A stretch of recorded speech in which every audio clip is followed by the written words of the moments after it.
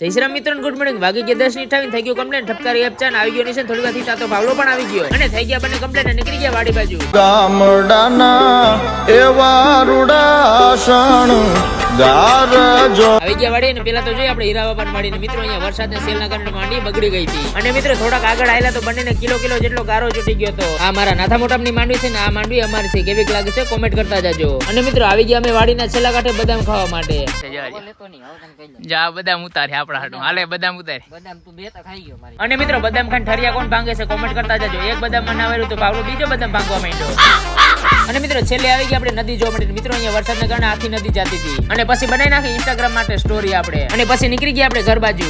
ચલો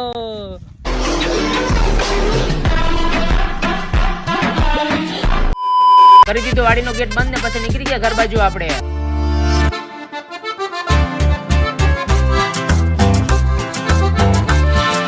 વાગી ગયા 12 ને પછી પહોંચી ગયા ઘરે. મોર મિલક માટે follow and subscribe. Thank you.